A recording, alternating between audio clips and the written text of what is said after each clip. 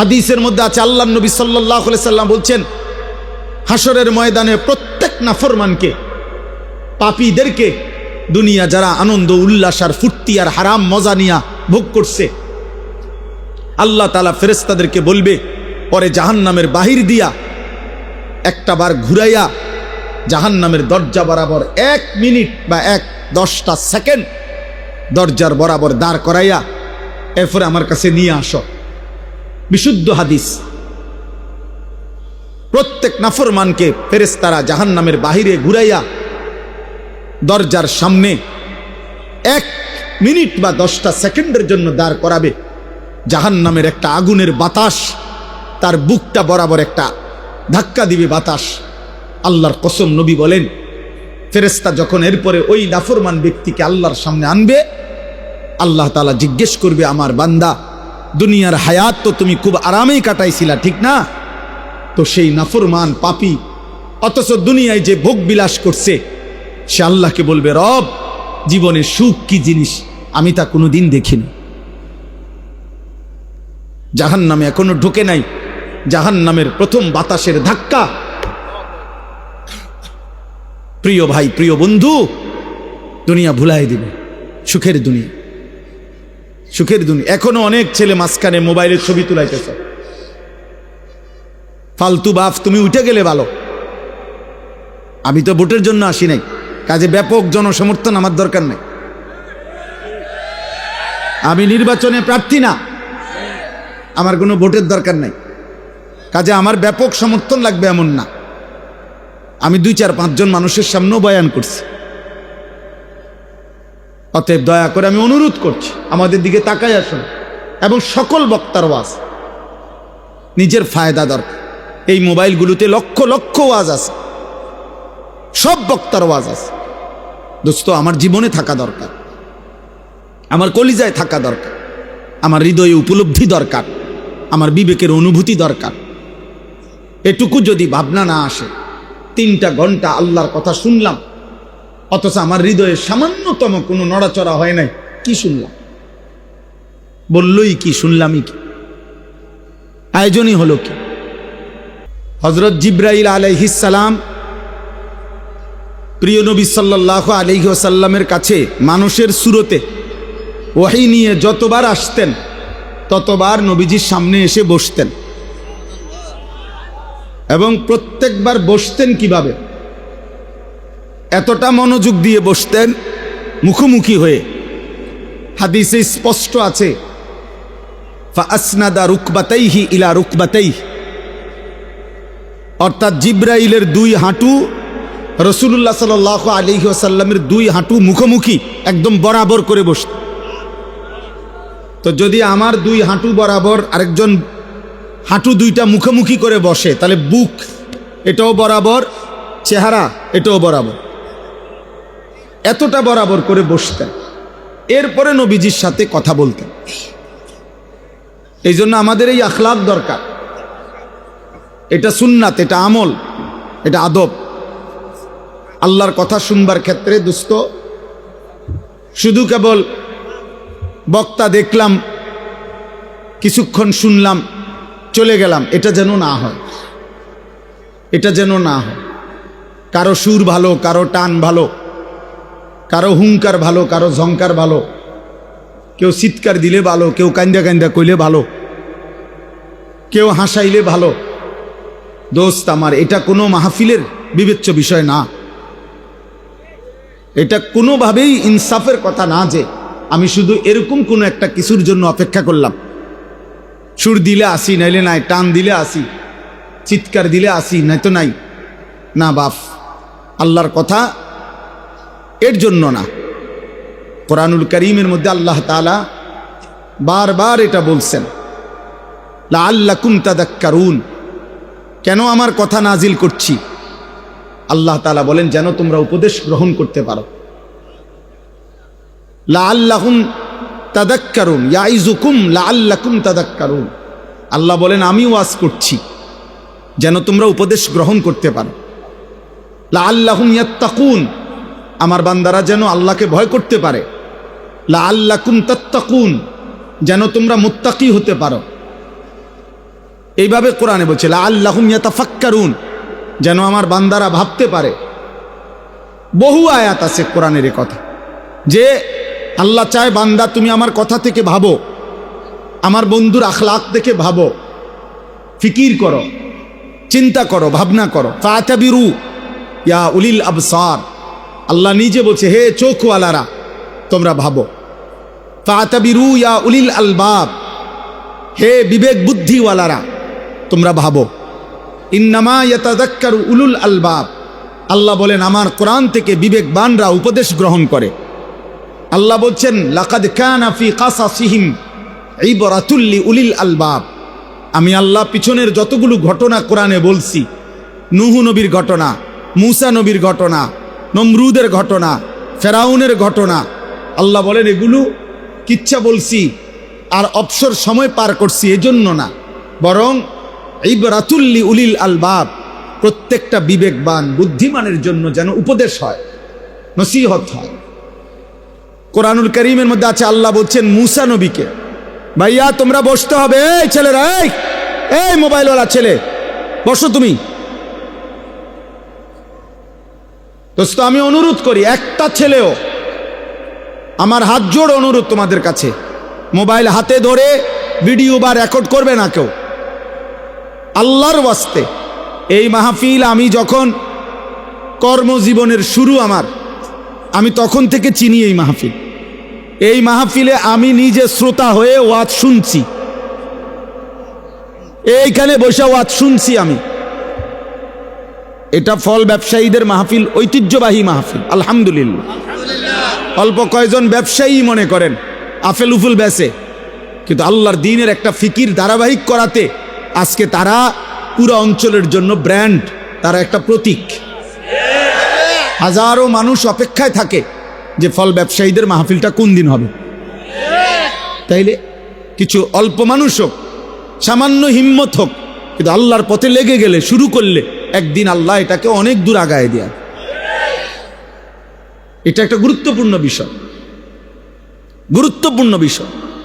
এই জন্য দোস্ত আমি অনুরোধ করছি, আমরা প্রত্যেকে একজনও 2 দিন ব্যাপী এই মাহফিলের লাখ লাখ টাকা খরচ, কারো 10 টাকা, কারো 5 টাকা, কারো কষ্টে ভেজা টাকা, সারাদিন দামাদামি মুলামুলি করে এরপরে অর্জন করা বেচারার লাভের কয়টা টাকার থেকে সে এখানে মাহফিলে দিছে, আখেরাতের আশায় দিছে।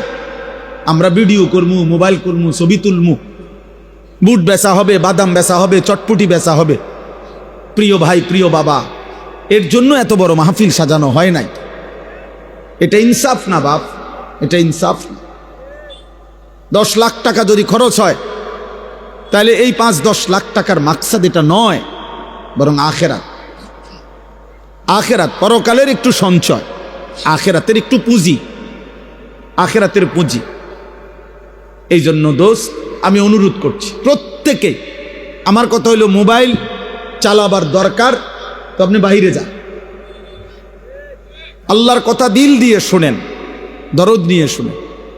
বলতেছিলাম ফেরাউনের মতো কাফেরের কাছেও যখন আল্লাহ তাআলা মূসা আলাইহিস সালামকে পাঠাইছেন, কোরআনে আছে আল্লাহ বলছেন হে মূসা, ফেরাউনের মতো এই খোদা দাবিদার, এই নিকৃষ্ট কাফের, এত বড় জালেম, তার কাছে তুমি যাও, আমার কথা বলো, কালেমার দাওয়াত দাও। কেন? লাআল্লাহু ইয়াতাযাক্কারু আও ইয়াখশা, এই যে কোরআন শরীফের আয়াত, ফাকুলা লাহু কাওলান লায়্যিনা লাআল্লাহু ইয়াতাযাক্কারু আও ইয়াখশা। এই পাঞ্জাবিওয়ালা, এই পাঞ্জাবিওয়ালা, ঘটনা কি? হুজুর অটো উঠাও, সিএনজি উঠাও, বাজারে দেখো জ্যাম লাগিয়ে গেছে, ওগুলো উঠাও।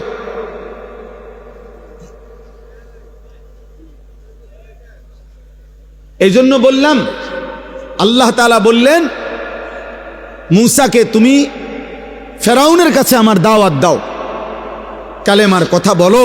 কেন? লাআল্লাহু ইয়াতাযাক্কারু আও ইয়াখশা, হয়তো সে উপদেশ গ্রহণ করবে অথবা আমি আল্লাহকে ভয় করব। তাহলে ফেরাউনের মতো একজন নিকৃষ্ট কাফের শেষ পর্যন্ত সে কি ঈমান আনছে? কথা বলেন না। কিন্তু তবুও আল্লাহ তাআলা তার কাছেও যখন পেশ করছে দিন, মুসা নবীকে পাঠাইছেন, বলছে আমি আল্লাহর উদ্দেশ্য, হয় সে উপদেশ গ্রহণ করবে, নয়তো আমি আল্লাহকে ভয় করব। তাহলে পৃথিবীর নিকৃষ্ট কাফেরের কাছেও আল্লাহর দিন পৌঁছানোর উদ্দেশ্য একটাই, উপদেশ গ্রহণ, আল্লাহকে ভয় করা। তো সেখানে আমাদের কাছে আল্লাহর দিন পেশ করার মাকসাদ কি? তামাশা শুধু? তাইলে আপনি বক্তা যাচাই করে কি লাভ? যে অমুক বক্তার সুরটা ভালো হয়েছে, অমুক বক্তারে এটা ভালো হয়েছে। আমার ভাই, এটা দিয়ে হবে কি? এটা দিয়ে কি হবে? আখেরাত দরকার, আখেরাত দরকার, আখেরাত দরকার। আপনি যদি বুঝেন তবুও আখেরাত হবে, আপনি যদি না বুঝেন তবুও আখেরাত। ভুলে গেলেও আখেরাত হবে, স্মরণে থাকলেও আখেরাত হবে। গোলামি করলেও আখেরাত হবে, নাফরমানি করলেও আখেরাত হবে। সেজদা দিতে দিতে কেউ আব্দুল কাদের জিলানি হলেও মরে যাবে, নাফরমানি করতে করতে কেউ ফেরাউন নমরুদ হলেও মরেই যাবে। ওয়াজাআত সাকরাতুল মাউত বিল হক যালিকা মা কুনতা মিনহু তাহিদ। আল্লাহ বলে, বান্দা সত্য সত্যই একদিন, যেদিকে যাও না কেন বান্দা, যত পলায়ন করো না কেন, যতবারই ভেগে যাও না কেন, একদিন সত্য সত্য মৃত্যুর যন্ত্রণা আসবে। আর মৃত্যুর যন্ত্রণা সাকরাতুল মাউত আল্লাহ কোরআনে ব্যবহার করছেন, তাফসীরের মধ্যে আছে, কারো মৃত্যুর যন্ত্রণা যখন শুরু হয়, যদি সে বিগত 900 বৎসরও পৃথিবীতে হায়াত পেয়ে থাকে আর 900 বৎসর আল্লাহর নাফরমানি করে থাকে, কিন্তু 900 বৎসরে কোনো দিন 1 সেকেন্ডের জন্য কোনো রকমের দুঃখ, কষ্ট, বেদনা, এক ফোঁটা চোখের পানি পড়ে নাই, একটা সুইয়ের কাঁটার আঘাত লাগে নাই, পুরাপুরি 900 বৎসর যেই নাফরমান সুখ আর আনন্দ আহ্লাদে এই দুনিয়া কাটাইছে, খোদার কসম তাফসিরে লিখছে, মৃত্যু যন্ত্রণার প্রথম সেকেন্ডে, 1 সেকেন্ডে আজরাইল জান কবজের আগ মুহূর্তে, মৃত্যু যন্ত্রণার প্রথম মুহূর্তেই 900 বৎসরের সুখ আর আনন্দ নাফরমান ভুলে যাবে, ভুলে যাবে, ভুলে যাবে।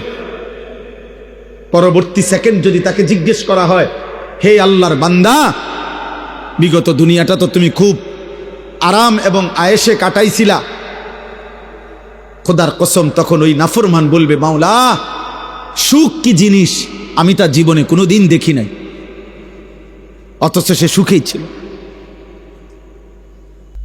হাদিসের মধ্যে আছে, আল্লাহর নবী সাল্লাল্লাহু আলাইহি সাল্লাম বলছেন, হাসরের ময়দানে প্রত্যেক নাফরমানকে, পাপীদেরকে, দুনিয়া যারা আনন্দ উল্লাস আর ফুর্তি আর হারাম মজা নিয়া ভোগ করছে, আল্লাহ তাআলা ফেরেশতাদেরকে বলবে, পরে জাহান্নামের বাহির দিয়া একটা বার ঘুরাইয়া জাহান্নামের দরজা বরাবর 1 মিনিট বা 10টা সেকেন্ড দরজার বরাবর দাঁড় করাইয়া এরপরে আমার কাছে নিয়ে আসো। বিশুদ্ধ হাদিস। প্রত্যেক নাফরমানকে ফেরেশতারা জাহান্নামের বাহিরে ঘুরাইয়া দরজার সামনে 1 মিনিট বা 10টা সেকেন্ডের জন্য দাঁড় করাবে। জাহান্নামের একটা আগুনের বাতাস তার বুকটা বরাবর একটা ধাক্কা দিবে বাতাস। আল্লাহর কসম নবী বলেন, ফেরেশতা যখন এরপরে ওই নাফরমান ব্যক্তিকে আল্লাহর সামনে আনবে, আল্লাহ তাআলা জিজ্ঞেস করবে, আমার বান্দা দুনিয়ার হায়াত তো তুমি খুব আরামেই কাটাইছিলা, ঠিক না? তো সেই নাফরমান পাপী অথচ দুনিয়ায় যে ভোগ বিলাস করছে, সে আল্লাহকে বলবে, রব জীবনে সুখ কি জিনিস আমি তা কোনোদিন দেখিনি। জাহান্নামে এখনো ঢুকে নাই, জাহান্নামের প্রথম বাতাসের ধাক্কা। প্রিয় ভাই, প্রিয় বন্ধু, দুনিয়া ভুলাই দিবে, সুখের দুনিয়া, সুখের দুনিয়া। এখনো অনেক ছেলে মাঝখানে মোবাইলের ছবি তুলাইতেছে, ফালতু বাপ, তুমি উঠে গেলে ভালো। আমি তো ভোটের জন্য আসি নাই, কাজে ব্যাপক জনসমর্থন আমার দরকার নেই। আমি নির্বাচনে প্রার্থী না, আমার কোনো ভোটের দরকার নাই, কাজে আমার ব্যাপক সমর্থন লাগবে এমন না। আমি 2-4-5 জন মানুষের সামনেও বয়ান করছি। অতএব দয়া করে আমি অনুরোধ করছি, আমাদের দিকে তাকাই আসুন, এবং সকল বক্তার ওয়াজ নিজের ফায়দা দরকার। এই মোবাইলগুলোতে লক্ষ লক্ষ ওয়াজ আছে, সব বক্তার ওয়াজ আছে।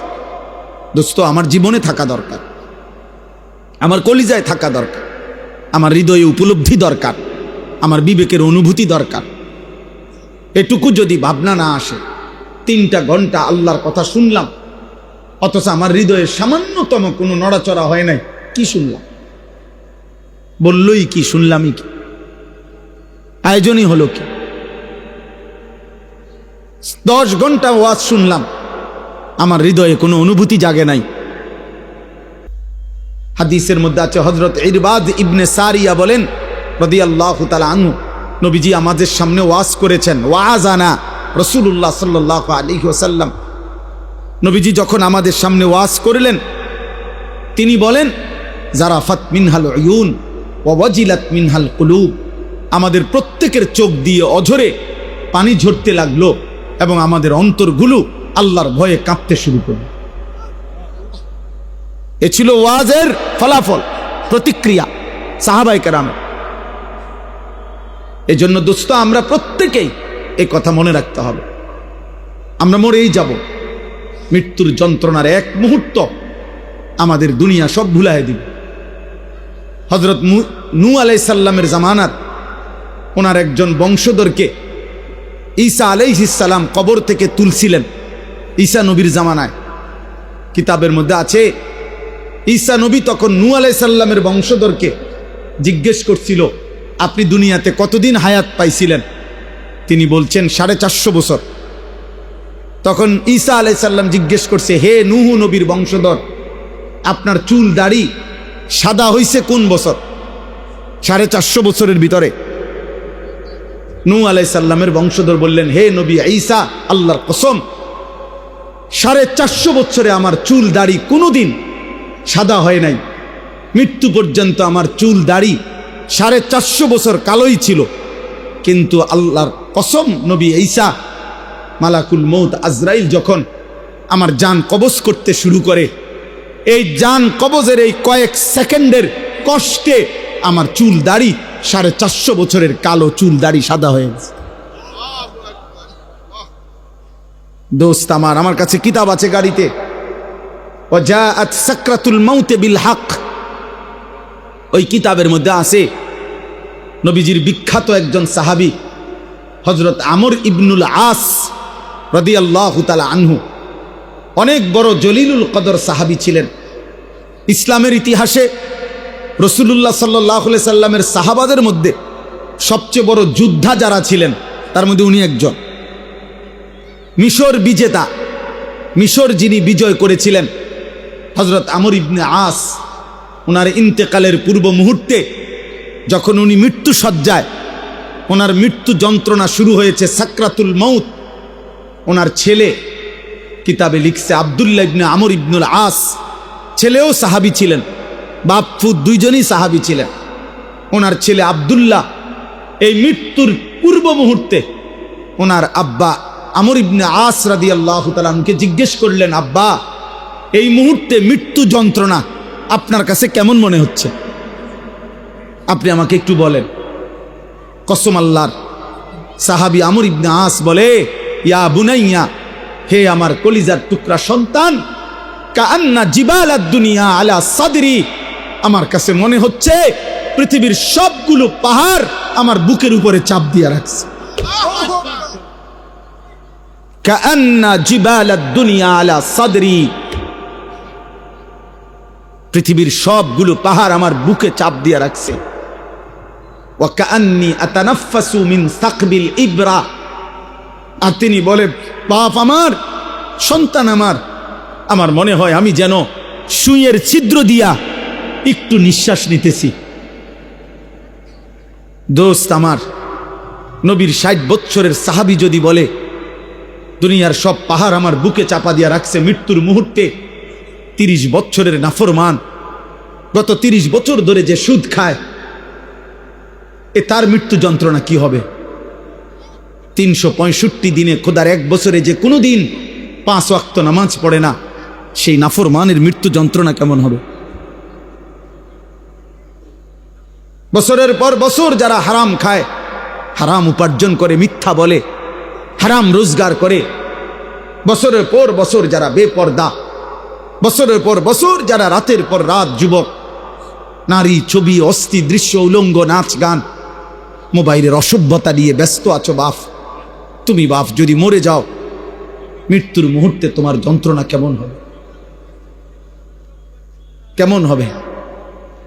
সাথী আমার, দোস্ত আমার, বন্ধু আমার, আমি অনুরোধ করছি আজ এই 2 দিন ব্যাপী তাফসীরুল কোরআন মাহফিলে আমি ছোট ভাই, আমি অনুরোধ করলাম, কবর ভুলে গেলে চলবে না, মৃত্যু ভুলে গেলে চলবে না। ভুলে গেলে কেউ থাকতেও পারে নাই, অহংকার করে কেউ থাকতে পারে নাই, নাফরমানি করে কেউ থাকতে পারে নাই, আল্লাহর হাত থেকে কেউ ছুটতে পারে নাই, আল্লাহর বাঁধন থেকে কেউ ছুটতে পারে নাই বাপ। আয়াহসাবু আল্লাহ ইয়ারাহু আহাদ, আল্লাহ বলে আমার বান্দা কি জানে না? সে কি ভেবেছে তাকে কেউ দেখে না? আমার থেকে ছুটবা কেমনে বান্দা? আমার থেকে ছুটবা কেমনে? কোরআনুল কারীমের 21 নম্বর পারা, কোরআনুল কারীমের 32 নম্বর সূরা, সূরায়ে সাজদা। এই যে আমরা যে সেজদা দেই নামাজে, এই সেজদা, এই সূরাটার নাম। এই সূরার 5টা আয়াত, 10, 11, 12, 13, 14, 15, না 14, 10, 11, 12, 13, 14, এই মোট 5টি আয়াত আমি আপনাদের সামনে তেলাওয়াত করেছি। এই আর অল্প একটু সময় ইনশাআল্লাহ। আমার মূলত বয়ান করার কথা ছিল মাগরিব বাদ। আমার ব্যক্তিগত সমস্যার কারণে আমি আব্দুল কুদ্দুস ভাইকে বলছিলাম এশার নামাজের পরে বয়ান করব। অল্প একটু সময় আমি আপনাদের সামনে এই 5টা আয়াতের সংক্ষিপ্ত একটু কথা পেশ করতে চাই।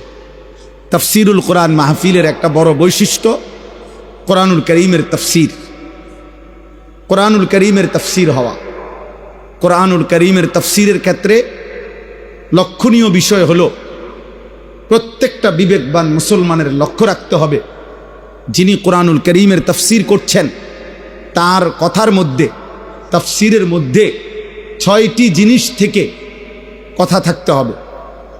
তাফসীরুল কোরআন হইতে হবে। কোরআনুল কারীমের প্রথম তাফসীর করতে হবে কোরআনেরই ভিন্ন কোনো আয়াত দ্বারা। আমি এই আয়াতের তাফসীর করবেন তো কোরআনের অন্য আয়াত দ্বারা। কোরআনুল কারীমের দ্বিতীয় তাফসীর হবে রাসূলুল্লাহ সাল্লাল্লাহু আলাইহি ওয়াসাল্লামের কথা, কাজ, বক্তব্যের দ্বারা। কোরআনুল কারীমের তৃতীয় তাফসীর হবে সাহাবায়ে কেরামের বক্তব্যের দ্বারা। কোরআনুল কারীমের চতুর্থ তাফসীর হবে সাহাবাদেরকে যারা ঈমানের সাথে দেখছেন, সাহাবাদের থেকে দ্বীন শিখছেন যারা তাবেঈন, তাদের বক্তব্যের দ্বারা। কোরআনুল কারীমের পঞ্চম তাফসীর হতে হবে আরবি ভাষায়, বিশুদ্ধ আরবি ভাষায় এই শব্দ যেই অর্থে ব্যবহৃত হয় ওই ব্যবহারের আলোকে। কোরআনুল কারীমের ষষ্ঠ তাফসীর হইতে হবে যিনি বলতেছেন তিনি পূর্ণ ঈমান, আমল, তাকওয়া সহ সুস্থ, পক্ষপাত মুক্ত, আকলে সালিম, সুস্থ, সুন্দর, স্বাভাবিক, আমল আখলাকওয়ালা আকলের অধিকারী কিনা সেটা লক্ষ্য করা। বুঝেন নাই কথা? আকলে সালিম হওয়া। এই জন্য পৃথিবীতে এই 6টি মূল সূত্র থেকে বিচ্ছিন্ন কথা, যত সুন্দরী হোক, জাকজমকই হোক, যত চমৎকারী হোক, সেটা তাফসীরুল কোরআন হতে পারে না। তাফসীরুল কোরআন হইতে পারে না। ব্যক্তিগত কথা, নিজস্ব চেতনা, পূর্বসূরীরা কে কি বলছেন এত কিছুর দরকার নাই। আমি বুঝছি এইটা, আমার মত এইটা। এই কথার উপরে রাসূলুল্লাহ সাল্লাল্লাহু আলাইহি ওয়াসাল্লামের কথা, সাহাবাদের কথা, তাবেঈনের কথা, আরবি ভাষার বিশুদ্ধ রীতির কোনো কথা এগুলো নাই। এগুলো বাদ দাও। আমি যেটা বলছি এটা, আমি কি কম বুঝি নাকি? না, আপনি কিচ্ছুই বোঝেন না। আপনি ঘোড়ার ডিম বোঝেন, আপনি ঘোড়ার ঘাস বোঝেন, আপনি কিছুই বুঝেন না। আপনি যদি বুঝতেন তো এটা বুঝতেন যে পূর্ববর্তীদের বক্তব্যের আলোকে, রাসূলুল্লাহ সাল্লাল্লাহু আলাইহি সাল্লামের আলোকে আপনার ব্যাখ্যা করা উচিত ছিল।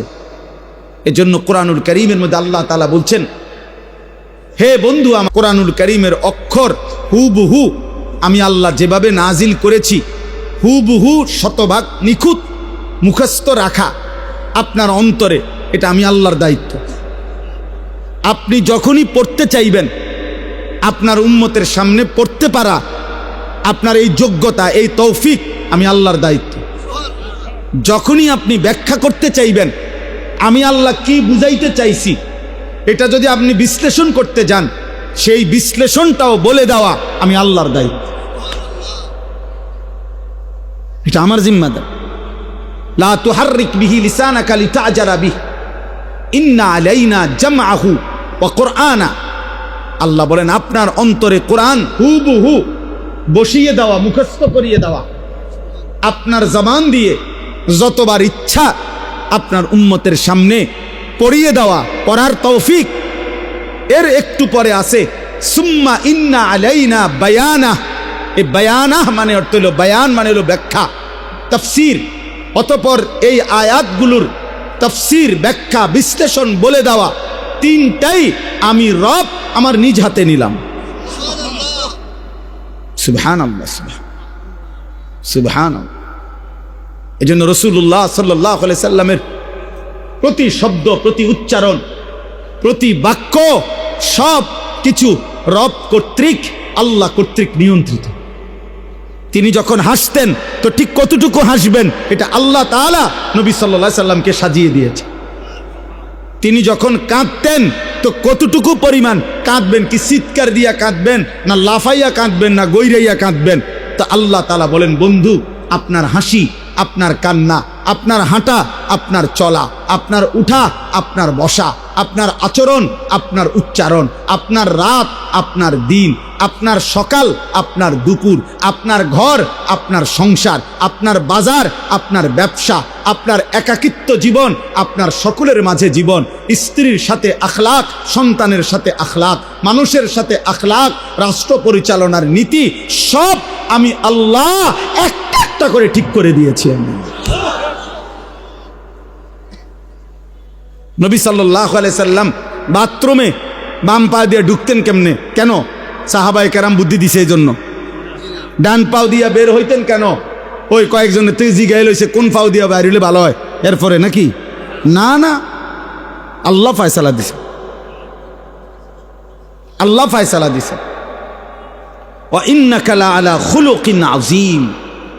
আল্লাহ কসম করে বলেছেন, বন্ধু আমার, দোস্ত আমার, আমি আল্লাহ কসম করে বলছি, আপনাকেই আমি আল্লাহ তাআলা চরিত্রের সম্পূর্ণ সর্বোচ্চ আখলাকের নীতি, নৈতিকতা, চরিত্র, ব্যবহার, আখলাক, উত্তম আচরণ বলতে যা বুঝায় সব কিছুর সর্বোচ্চ মাত্রা, পূর্ণ শিখর আমি আপনাকে দিয়েই, সর্বোচ্চ পূর্ণাঙ্গ চরিত্র আখলাক দিয়েই সাজিয়ে আমি আল্লাহ আপনাকে পাঠিয়েছি।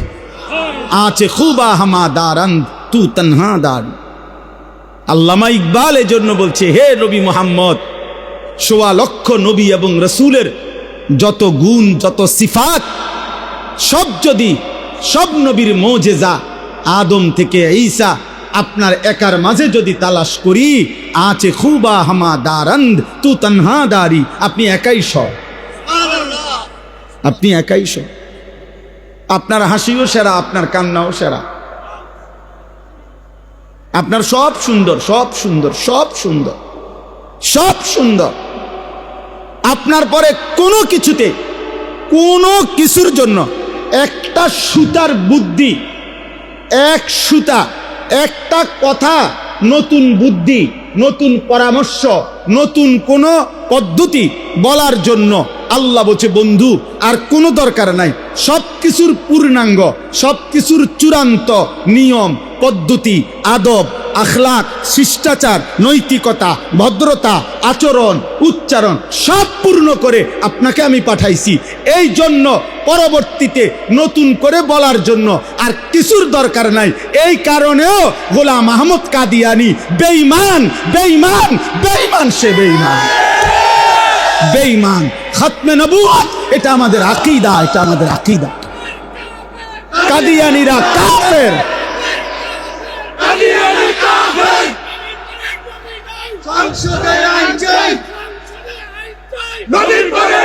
এটা নিশ্চিত, এটা মনে রাখ।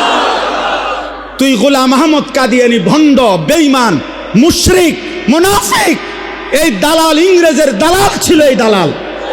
এই দালাল তোর দরকার কি? তুই কিত্তে আইছো তেনে? তোর দরকার কি? তোরে কোন বাদে মেয়ে কইছে আইতি? তুই কি দরকার? আমার কি জন্য তোরে লাগবে? ঈমান, ইসলাম, আখলাক, ইলম, আমল, তাকওয়া, ফরহেজগারি, আখিরাত জীবন চলার জন্য আমার নবী বাথরুমে কেমনে ঢুকবে, বাথরুম থেকে কেমনে বের হইতে হবে, কয়টা ঢিলা ব্যবহার করতে হবে, স্বামী স্ত্রীর মিলনের আগে কি দোয়া পড়তে হবে, ফরজ গোসল কেমনে করতে হবে, রাত 2টার গোসল কেমনে করতে হবে, একাকী জীবন কেমন, সবার মাঝে জীবন কেমন, সবই তো তিনি শতভাগ পরিপূর্ণ বলে গেছেন। তোর দরকার কি বেটা? এই ভণ্ডের দরকার কি বলে? নতুন কারো দরকার আছে আর আমাদের? তো তুমি আইসু কিত্তা হুদা ফালতু কোথাকার। আপনারা জানেন না তো, যারা এই মেহনত সারা বাংলাদেশে করছেন আজকে দীর্ঘদিন যাবত, জনাব আব্বাসী সাহেব দামাত বারাকাতুহুমুল আলিয়া, তিনি সহ আরো শীর্ষ বুজুর্গ অসংখ্য উলামায়ে কেরাম বছরের পর বছর ধরে এই মেহনত করছেন। এটা একটা যৌক্তিক মেহনত, এটা একটা যৌক্তিক আন্দোলন। খতমে নবুয়তের আকীদা যদি এক বিন্দু, আল্লাহর নবী শেষ নবী, এই কথাটা একটা বাক্য না, এটার উপরে যদি এক সুতা কোনো ছিদ্র ঢোকে, অন্য কোনো কথা ঢুকতে পারে, তো আমার রসুলের 23 বছরের ইসলাম, কোরআনুল করিমের আজমত, পুরা ইসলাম ভেঙে পড়বে, পুরা দিন ভেঙে যাবে। এই জন্য ওলামায়ে কেরামের এই মেহনত। আলহামদুলিল্লাহ, গত 15ই নভেম্বর ঢাকার জাতীয় সোহরাওয়ার্দী উদ্যানে পৃথিবীর প্রায় 150 বিদেশি মেহমান, বুজুর্গ, ওলামা সারা পৃথিবী থেকে আসছেন এবং বাংলাদেশের প্রায় 20 লক্ষের চাইতে বেশি মুসলমানের উপস্থিতিতে সম্মিলিত খতমে নবুয়ত পরিষদের উদ্যোগে আন্তর্জাতিক খতমে নবুয়ত সম্মেলন হয়েছে। এবং আলহামদুলিল্লাহ, ইনশাআল্লাহ আজ না হয় কাল বাংলার জমিনে এই মুরতাদ, এই বেঈমান কাদিয়ানি কাফের ঘোষণা রাষ্ট্রীয়ভাবে হতেই হবে, হবেই হবে, ইনশাআল্লাহ হবে, ইনশাআল্লাহ হবে, হবে, হবে।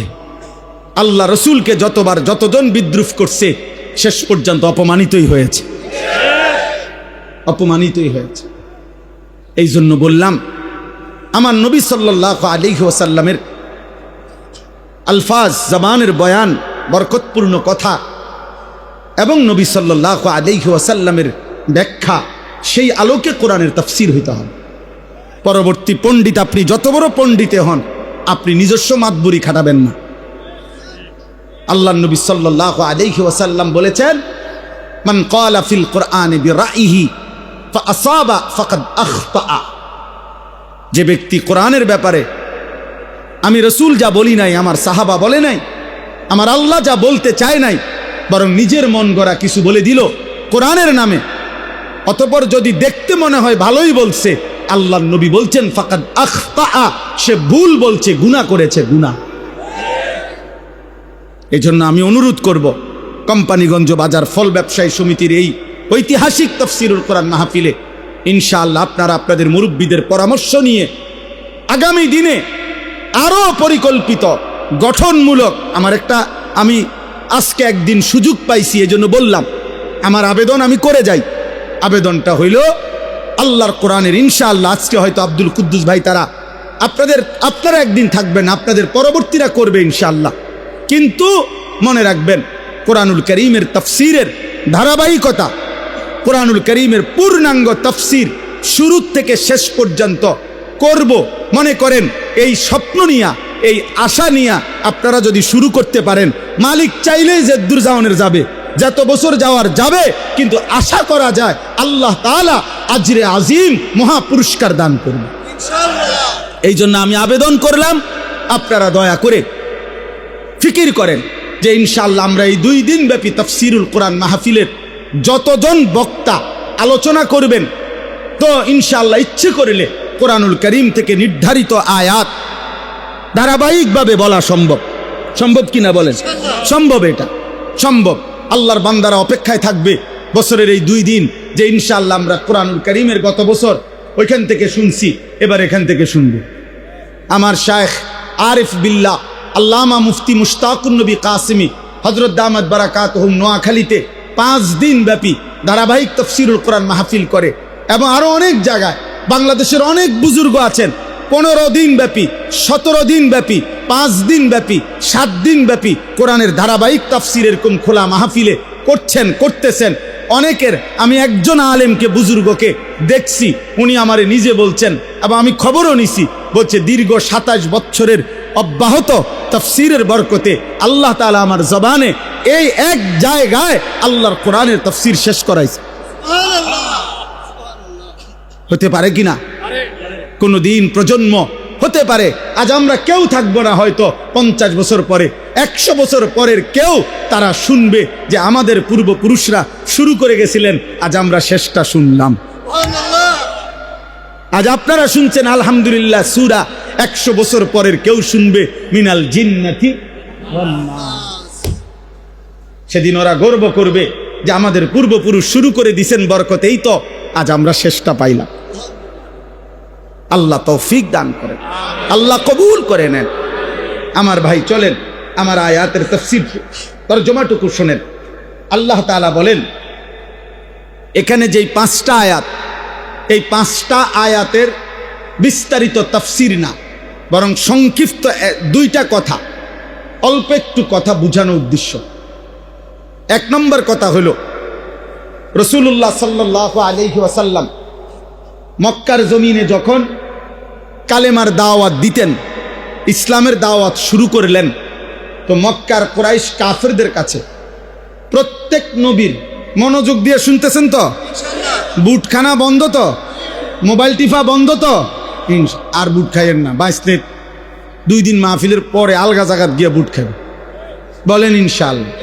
আল্লাহ আপনাদেরকে খুব বুট খাওয়ার তৌফিক দান করেন। জি চলেন। তো আপনার মক্কার কুরাইশরা, কাফেররা রাসূলুল্লাহ সাল্লাল্লাহু আলাইহি সাল্লাম যখন দাওয়াত শুরু করলেন, তো প্রত্যেক নবীর দাওয়াতের একটা বৈশিষ্ট্য ছিল, প্রত্যেক নবী তাদের অনুসারীদেরকে যখন মানুষকে আল্লাহর দিকে ডাকতেন, তো আল্লাহর দিকে ডাকার ক্ষেত্রে আল্লাহর প্রতি ঈমান আর আখিরাতের বিষয়টাকে বিস্তারিত তুলে ধরতেন।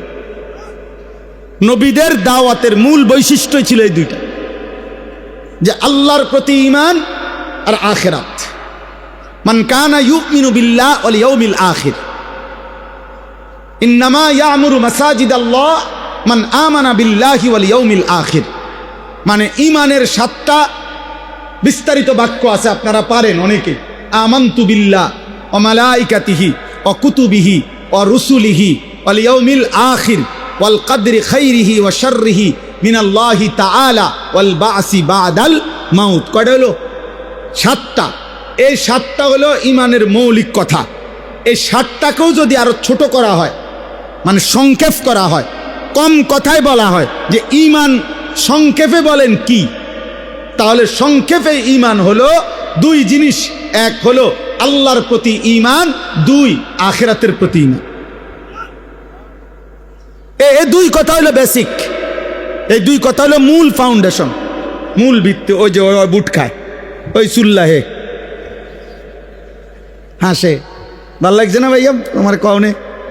ওর কাছে ভাল লাগছে যে আরে সবাই দেখলো। জি, মুসলমানের সন্তান একবার হলো ভাইও, মুসলমানের সন্তান যে বেঈমানদের মতো চুল রাখো, সে বেঈমান কোনোদিনও স্বপ্নেও তোমার জন্য কোনোদিন কল্যাণ কামনা করে না।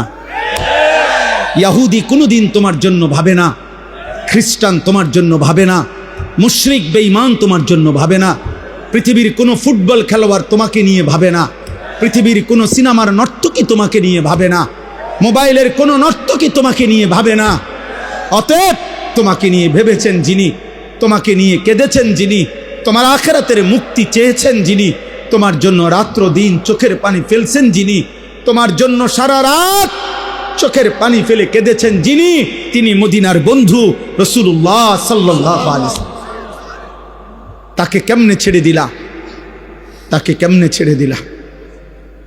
10 বছরও একবারও কোনোদিন জিজ্ঞাসা করলা না যে আমার রাসূল সাল্লাল্লাহু আলাইহি সাল্লাম কেমনে চুল রাখতেন?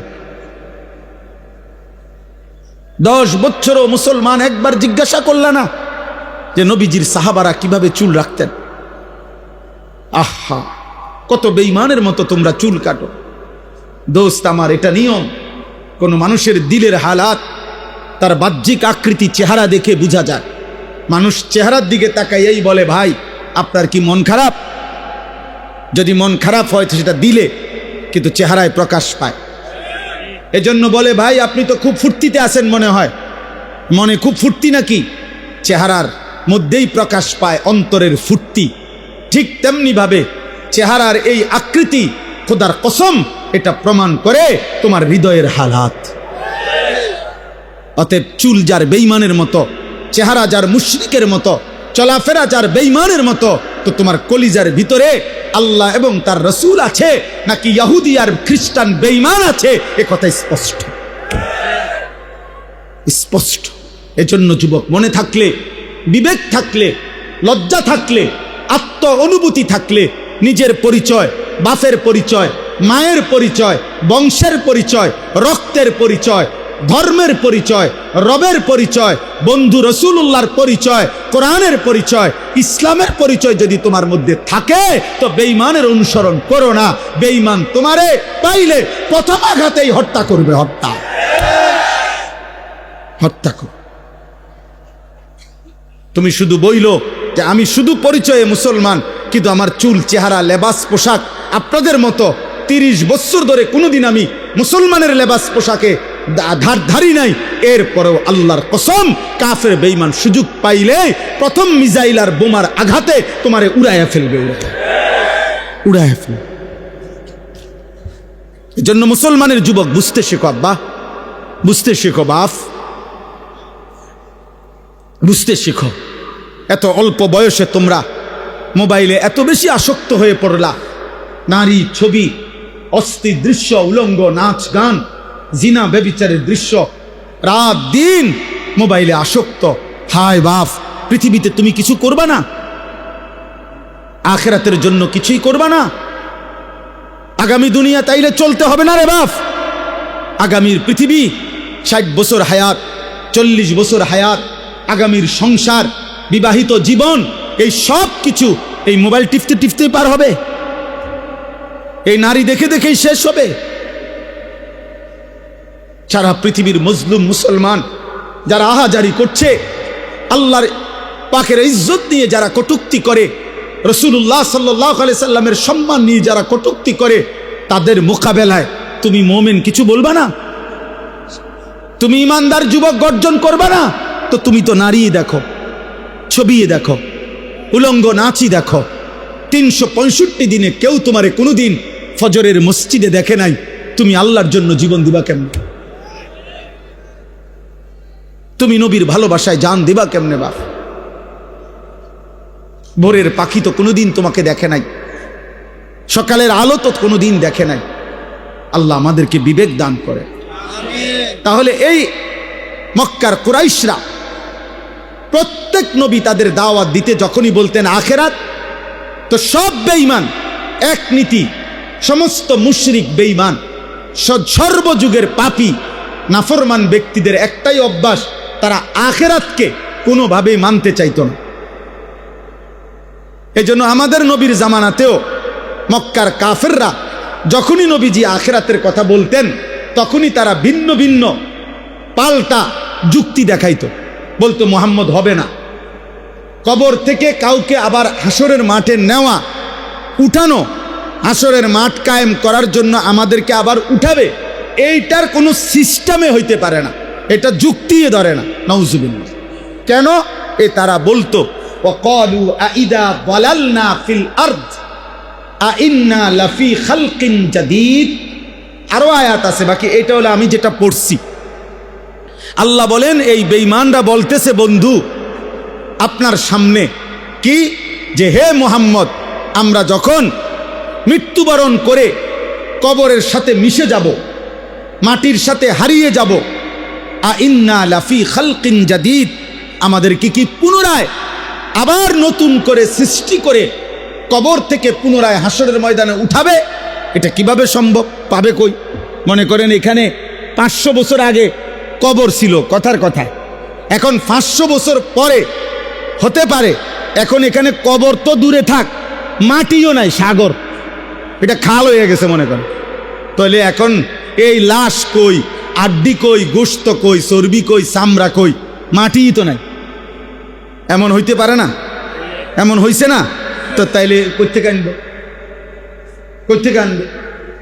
এইভাবে তারা আপনার প্রতিনিয়ত নবী সাল্লাল্লাহু আলাইহি সাল্লামের সামনে যুক্তি দেখাইতো, বলতো না মুহাম্মদ যত কথাই বলো আখিরাত হবে না, কবর থেকে পাবে কেমনে? আইদা মিতনা ওয়া কুন্না তুরাবান ওয়া ইজামান, আমরা মরে যাব, মাটি হয়ে যাব, হাড্ডি মাড্ডি মিশে যাবে, আবার কেমনে ফিরাবে? হাদা শাইউন আজীব, কোরআনে আছে। কাফেররা বলতো মুহাম্মদ এটা আশ্চর্য কথা, এটা হবে কিভাবে? কিভাবে সম্ভব? এটা কোনোভাবেই সম্ভব না। নাউযুবিল্লাহ। এখানে আল্লাহ তাআলা জবাব দিছেন, প্রথম জবাব, বাল হুম বিলিকাই রাব্বিহিম কাফিরুন। এই একটা সূক্ষ্ম কথা বুঝেন, মূলত সমস্ত কাফের, সমস্ত মুশরিক, সমস্ত বেঈমান আল্লাহকে চেনে। কাকে চিনে? আল্লাহকে চিনে। সব ধর্মাবলম্বীরাই আল্লাহকে ভিন্ন কিছুই জানে। যত হিন্দু তারা তাদের দেবতাকে সৃষ্টিকর্তা বলে না, সৃষ্টিকর্তা ভিন্নকে বলে। ঈশ্বর বলুক, ভগবান বলুক, গড বলুক, যাই বলুক, আলাদা সত্তা, তাকেই তারা আল্লাহ বলে, বুঝে। আর প্রত্যেক ধর্মাবলম্বী এটা বুঝে আল্লাহ সর্বশক্তিমান। আল্লাহ কি? এটা হিন্দুরাও বলবে ঈশ্বর সর্বশক্তিমান, ভগবান সর্বশক্তিমান। তাহলে যিনি সর্বশক্তিমান তিনি তো এই জন্যই সর্বশক্তিমান যে তিনি সব করতে পারেন, নাই তো সর্বশক্তিমান হইল কেমন? তো বেটা, তাইলে তোমাদের চোখের সামনে আল্লাহ প্রতিদিন মায়ের পেটে সন্তান জন্ম দিচ্ছেন, প্রতিদিন তোমাদের চোখের সামনে মানুষকে আল্লাহ মৃত্যু দিচ্ছেন। তো যিনি আল্লাহ তিনি তো বলছেন আমি জন্ম দেই, আমি মৃত্যু দেই, আমি আবার আখেরাতে নেব, হাসরের মাঠে আনবো। তো যার প্রথম 3 কথা ঠিক, 2 কথা যেই আল্লাহর ঠিক হইল, তো পরেরটা ঠিক হবে না কেন? বুঝেন নাই হিসাবটা? আপনি যদি এটা কইতেন যে তাই কইছেন, কই খবর তো নাই। আপনি তো কইছেন মানুষের মৃত্যুও হয়, হয় না তো? নূহ আলাইহিস সালাম তো আমরা বাড়ির লগে, নূহ আলাইহিস সালামের সাথে দেখা হয়েছে কারো? কথা বলে না কেন? হ্যাঁ, তাইলে আপনার দাদার লগে দেখা হয়েছে আপনার? তো উনি কই গেল? উনি না পৃথিবীতে ছিল, উনি নাই কেন? তাহলে বোঝা গেল জন্ম যেমন হচ্ছে, মৃত্যু যেমন হচ্ছে, অতএব এই 2টা যেহেতু হচ্ছে, এটাই প্রমাণ করে আখিরাত হবে। তো আল্লাহ বলেন মূলত প্রত্যেক বেঈমান, এই কথাটা জরুরি, সর্বযুগের সমস্ত নাফরমান, পাপী, বেঈমান, মুশরিক, আল্লাহর অবাধ্য, ওর অন্তরে কলজা যদি খোলা হয়, ভিতরটা যদি চেক করা হয়, তাহলে রিপোর্ট আসবে এটাই, ও বুঝে আখিরাত হবে, এটা সম্ভব, আল্লাহ নিবে। কিন্তু বিষয়টা হলো, ওর সমস্যা হইল ও বুঝে এটা যদি আমি মেনে নেই, এটা যদি আমি বুঝছি বলি যে আখিরাত হবে, আখিরাত হবে, তাইলেই তো সে বুঝে আমার যে এতদিনকার অসভ্যতার এই জীবন, নাফরমানির এই জীবন, চুরি, ডাকাতি, জিনা, ব্যভিচার, মদ, জুয়া, হত্যা, খুন, ধর্ষণ, নারীর সাথে অসভ্যতা, হারাম উপার্জন, মূর্তি পূজা, শিরিক, এই সব ছেড়ে দিতে হবে, আল্লাহর কথাই মেনে নিতে হবে। এইটা তো সে চাচ্ছে না, আমি মানব না, আমি আমার অবাধ্য আর খেয়াল খুশির জীবন এটাই চালাবো। এই জন্য আল্লাহ বলেন বন্ধু, মূল বিষয় হলো ওরা বুঝে আখিরাত হবে, বাল হুম বিলিকাই রাব্বিহিম কাফিরুন, বরং তারা ইচ্ছা করে আমি আল্লাহর মুখোমুখি হতে চাচ্ছে না। তো এইটা কয় না, আর কি এটা কয় না, বরং আরেকটা অতিরিক্ত বলে যে আখিরাতই হবে না। আরে হবে 100 বার, তোর বাপের আখিরাতও হবে, তোর 14 গোষ্ঠীর আখিরাতও হবে। হবে না কেন বেটা? হবে না কেন? হবে। আল্লাহ বলেন মূল সমস্যা হলো এটা যদি বলে আখেরাত হবে, তাইলে তো বাকি অনুসারীরা বলবে তাইলে নেতা, আল্লাহরে মানতে অসুবিধা কি? পাটফারি সিটারি ছেড়ে দেন তো, হে তো না আমি তো সিটারি ছাড়তাম না। এই জন্য সর্বযুগে এই আমার বাংলাদেশে মনে করেন চুরি, ডাকাতি, জিনা, ব্যভিচার, মদ, জুয়া, ধর্ষণ, নির্যাতন, ইফটিজিং, এই সমস্ত অন্যায় অসভ্যতা বন্ধ হোক। এটা অসংখ্য ভদ্রলোক, অসংখ্য সুশীল, অসংখ্য ভদ্রবেশী মানুষ ওনারা চায় যে এগুলো বন্ধ হয়ে যাক, কিন্তু ওনারা এই মুখে যে চায় এইটার জন্য ওনারা জানে যে এগুলা যাবতীয় অপরাধ, যাবতীয় পাপ বন্ধ হবে যেই আইন কার্যকর করলে সেটা কোরআন সুন্নাহর আইন। তো এই কথাটা প্রতিবারই বক্তৃতা দিলে, সেমিনারে, সিম্পোজিয়ামে, টকশোতে, বিভিন্ন আলাপচারিতায় ভিন্ন ভিন্ন নিজস্ব মন গড়া পদ্ধতি বলে অপরাধ দমনের জন্য, কিন্তু এটা একবারও বলে না যে অপরাধ দমনে আল্লাহ যা বলেছে, রসুল যা বলেছে তা একবার প্রয়োগ করা হোক। আগামী এক সপ্তাহ সোনার মদিনা আর রাসূলুল্লাহ সাল্লাল্লাহু আলাইহি ওয়াসাল্লামের জামানার সেই মদিনার ইসলাম, মদিনার রং উম্মতের ঘরে ঘরে দেখা যাবে। আজ পৃথিবী আরেকবার দেখুক আফগানকে। গোটা পৃথিবী মিয়া 800 কোটি মানুষ আফগানিস্তানের দিকে পুরাপুরি তাকায় আছে, করেটা কি? আর গোটা পৃথিবীকে আফগানের ইমানদার মুসলমান বুড়া আঙ্গুল দেখায় বলছে তোদের গোটা পৃথিবীর নিয়ম, তন্ত্র, মন্ত্র, আইন, তোদের মানব রচিত সব কিছুকে থুতু মারলাম, আল্লাহর জমিনে আল্লাহর আইন বাস্তবায়ন করলাম। আলহামদুলিল্লাহ, আলহামদুলিল্লাহ। আগামীর পৃথিবীতে ইনশাআল্লাহ দোস্ত, আমি থাকি আর তুমি থাকো, আমি না থাকি আর তোমরা না থাকো, আগামীর পৃথিবীতে মাহাদি আসবে, দাজ্জাল প্রকাশ পাবে এবং দাজ্জাল হারবে, মাহাদি জিতবে, ইমানদারের বিজয় হবে। খোদার কসম, পৃথিবীময় রব্বে কাবার কসম, ইমানের পতাকা, ইসলামের পতাকা উড়বেই উড়বে ইনশাআল্লাহ। শুধু বাংলাদেশ না, সারা পৃথিবীতে উড়বে। এটা মুহাম্মদে আরবির জবানের কথা সাল্লাল্লাহু আলাইহি সাল্লাম, আর তার কোনো কথা ভুল হয় না। নবী বলছে যদি শুনো কিয়ামতের আর একদিন বাকি, একদিন, তবুও মনে রাখবা দাজ্জাল আসবে, তবুও মনে রাখবা মাহাদি আসবে। অতএব মাহাদিও আসবে, দাজ্জালও আসবে, আর মাহাদির বিজয় হবে, দাজ্জালের পতন হবে, মুমিনের বিজয় হবে, ইসরায়েলের ইহুদি ওই বেঈমানদের পতন হবেই হবে, হবেই হবে, হবেই হবে। একদিন গাজা হাসবে, একদিন ফিলিস্তিন হাসবে, একদিন ইসরায়েলের কুত্তারা হারবে, কোনো সন্দেহ। দেখার বিষয় হলো যুবক, তোমারে আল্লাহ নিবে কিনা। অসংখ্য যুবক এমনও হইতে পারো তুমি সেদিনও, যেদিন আল্লাহর দিন বিজয় হচ্ছে, সেদিনও তুমি বিড়িয়ে খাইতে আসো, সেদিনে তুমি নাড়িয়ে দেখতে আসো, সেদিনে তুমি সকাল 9টা পর্যন্ত শুইয়াই রইছ, ফজরের পরে ইমানদার বিজয় করে ফেলছে।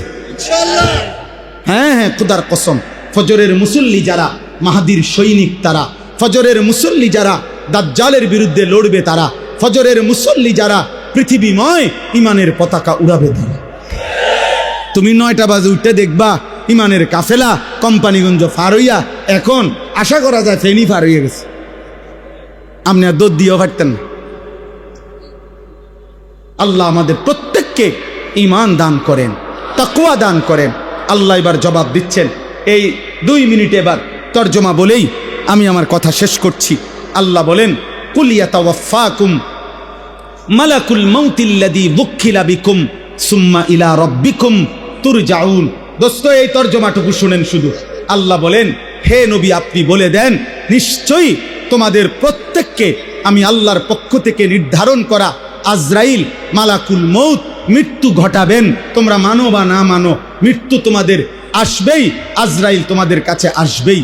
সুম্মা ইলা রাব্বিকুম তুরজাউন, অতঃপর তোমাদের সকলকে আমি আল্লাহর সামনে হাসরের ময়দানে একত্র করা হবে, ফেরত আনা হবে। আল্লাহ বলেন, এ 2 কথা মানো বা না মানো, তোমরা লুকোচুরি করো আর কৌশল করো আর 900 বলো আর যাই করো, মৃত্যুও হবে, হাসরও হবে। কি কি হবে বলেন?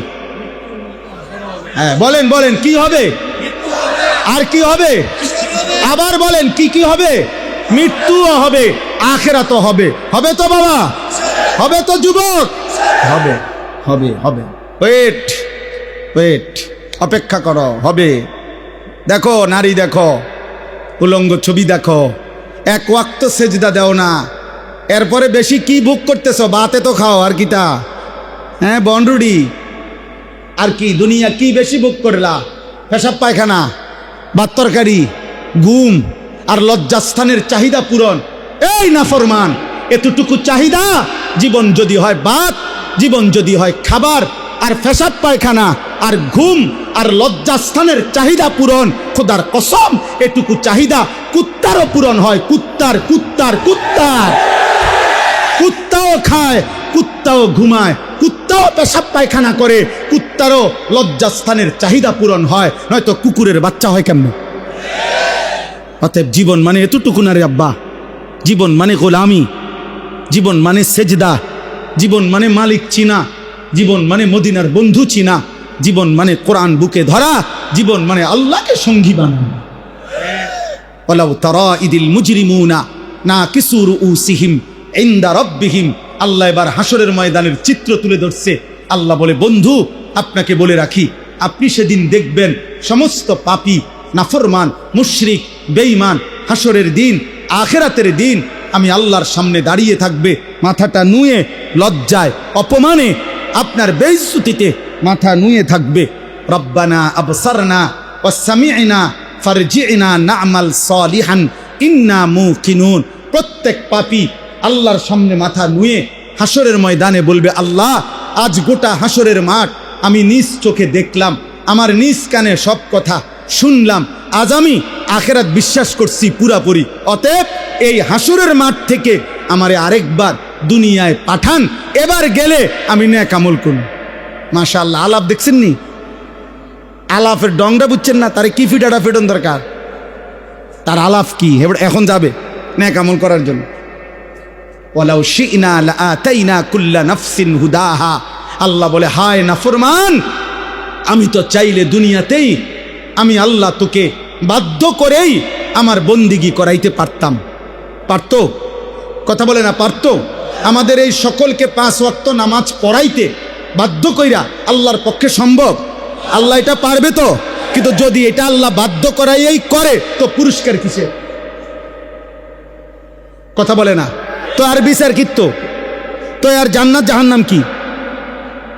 অতএব আল্লাহ বলেন, ওয়ালাকিন হাক্কাল কওলু মিন্নি লাআমলা আন্না জাহান্নামা মিনাল জিন্নাতি ওয়ান নাসি আজমাইন।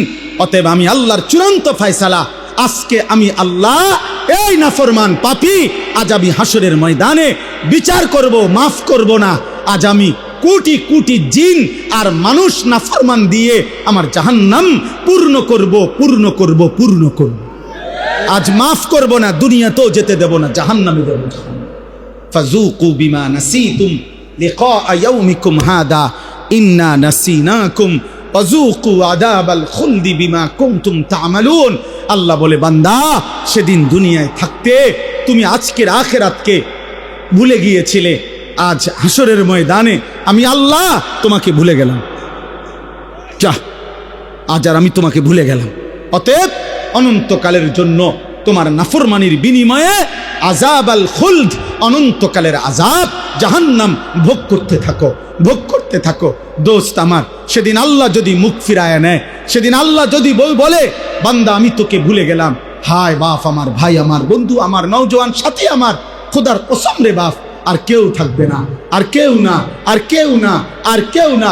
আল্লাহ আমাদেরকে মাফ করে দেন, ঈমানের জীবন দান করেন, উত্তম আখলাক দান করেন, গুনাহ থেকে বাঁচবার তৌফিক দান করেন। চলেন ইনশাআল্লাহ বদলে যাই, বলেন ইনশাআল্লাহ। চলেন বদলে যাই ইনশাআল্লাহ, আল্লাহর গোলামি করব ইনশাআল্লাহ, রাসূলুল্লাহ সাল্লাল্লাহু আলাইহি সাল্লামকে ভালোবাসবো ইনশাআল্লাহ, খতমে নবুয়তের জন্য যা লাগে তা করব ইনশাআল্লাহ। আল্লাহ তাআলা কবুল করেন।